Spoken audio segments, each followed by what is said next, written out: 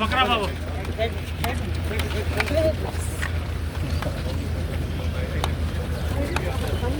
चारा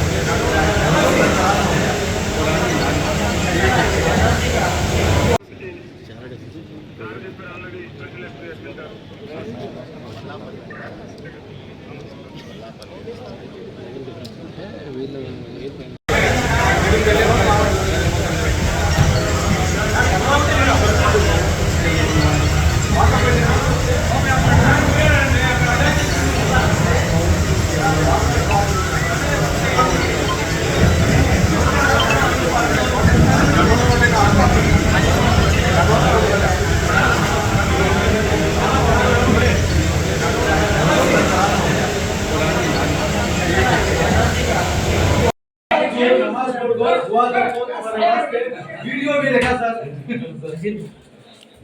निकाल कर जा रहे हैं सुनामी सुनामी ఏదంతా అక్కడే ఉంది తీస్తారా రాష్ట్రానికి మంచి జరగాలని అవును సార్ జరగాలి రాష్ట్రానికి చూసాక దగ్గర అయిపోయినా తీసుకున్న వాళ్ళే అదొక ఫైదా కొట్టే సార్ मियाटी 600 बहुत दो दिया था कभी भी नहीं सर पहली बार मियाटी तुम्हारे को पहली बार कभी भी मियाटी नहीं थी सर ओके आ जाओ क्या एक एक ना जरा किशोर आओ भाई ओके आ जाओ रेडी है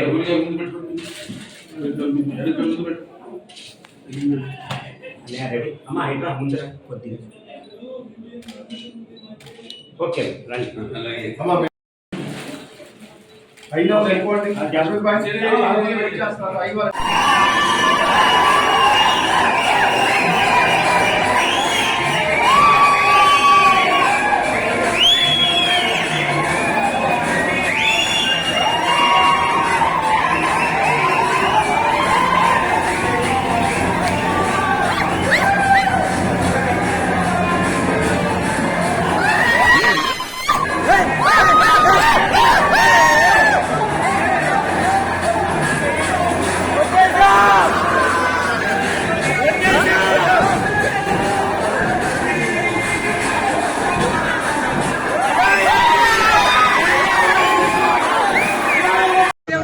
వాడు అస్సాం పారిపోయింటాడు అని పట్టుకోమని కూడా చెప్పాను. వాట్సాప్ గ్రూప్లో పెట్టాను, పట్టుకున్నాను. వెళ్ళవద్దు.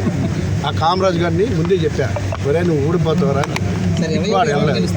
ఆ భట్రాజు గారికి చెప్పా. మూర్తి గారి లోగోల పైకి ముగ్గురు ఉన్నారు. కాటరాజు గారు ఇద్దరు ఫ్రెండ్స్. భట్రాజు గారు ఇక్కడే ఉంటాడు. వారికి రేపు మాట్లాడదాం. సో అద్భుతమైన విజయాన్ని అందించినటువంటి ఈ రాష్ట్ర ప్రజలకు, ముఖ్యంగా పవన్ కళ్యాణ్ గారు ఒక అద్భుతమైనటువంటి రోల్ పోషించాడు. ఆ టీం అద్భుతంగా పనిచేసింది. ఈ రాష్ట్రంలో జనసేన టీం అద్భుతంగా పనిచేసింది. చంద్రబాబు నాయుడు గారి యొక్క ఆధ్వర్యంలో ఒక అద్భుతమైన ప్రభుత్వం రాబోతా ఉంది. ఈ రాష్ట్రానికి దశని నిర్ణయించే పాత్ర వాళ్ళిద్దరు తీసుకుంటారు. అలాగే మోడీ గారు కూడా తీసుకుంటారు. ఒక అద్భుతమైన పరిపాలన రాష్ట్ర ప్రజలకు అందించాలి. అంత నమ్మకంతో ఇవాళ ఎన్ని ఓట్లు పడ్డాయి. అభివృద్ధి, ముఖ్యంగా విశాఖపట్నం అభివృద్ధి మీరు చూసుకోండి. ఎయిర్పోర్ట్ అన్నారు, గెలిచినప్పుడు మళ్ళీ పవన్ కళ్యాణ్ గారికి నేను గిఫ్ట్గా ఇస్తానని ముందే చెప్పాను. ఇవాళ ఆ ప్రజలు రుణం తీర్చుకునే విధంగా దేవుడు నాకు అవకాశం ఇచ్చారు కాబట్టి వాళ్ళు రుణం తీర్చుకుంటాను. అడుగున వాళ్ళకి ఇచ్చిన ప్రతి హామీని నెరవేరుస్తాను.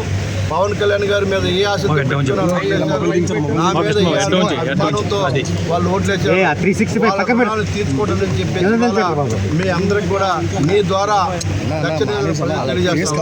లేకపోతే ఈ రాష్ట్రంలో మీ అందరికి తెలిసిన విషయమే. నేను పార్టీ నుంచి బయటకు వచ్చి రోజు చెప్పా,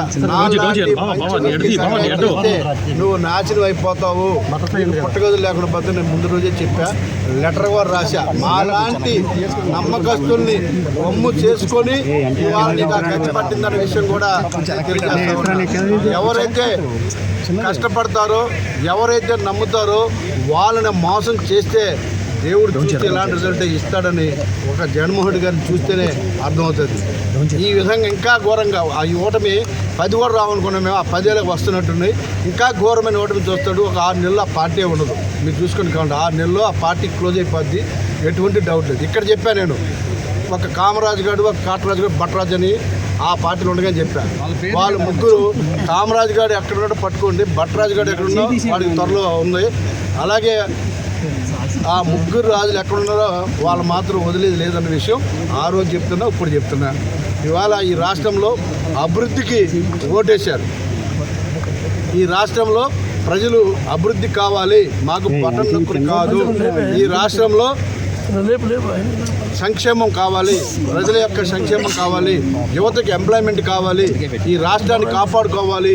ఈ రాష్ట్రాన్ని సర్వనాశనం చేశాడు జగన్మోహన్ రెడ్డి. ఈ రాష్ట్రాన్ని కాపాడుకుంటే తప్ప ఇంకొక విషయం లేదని చెప్పేసి ఇవాళ అన్ని వర్గాల ప్రజలు, ప్రతి ఒక్కరు కూడా ఇవాళ అద్భుతంగా ఓటేశారు. ఇలాంటి మెజార్టీలు, ఇలాంటి సీట్లు వస్తాయని చెప్పేసి ఎన్ని సర్వే సంస్థ చూశారు మీరు. ఒకే ఒకటి కేకే సంస్థ, అది యాక్చువల్గా దిగిపోయింది. ఆయన ఆరా పూర్తిగా ఆరా తీశాడు. ఆయన అక్కడ ఫుల్గా జగన్మోహన్ రెడ్డి గారు ఆరా తీసాడు, నార తీసేసుకున్నాడు. అవురా ఆరా అయిపోయింది. ఇంకో ఏదో ఒక ఛానల్ ఉంది, నీతికి నిజాయితీకి నెంబర్ 1 అని, అది పీకిపోయింది. అది పీకిపోయింది, అది నాగేసింది. సో ఎప్పుడు కూడా నీతికి నిజాయితీకి నిలబడితే ఎక్కువ రోజులు ఉంటామని చెప్పేసి నేను ఆ రోజు జగన్మోహన్ రెడ్డి గారు లెటర్ రాశాను.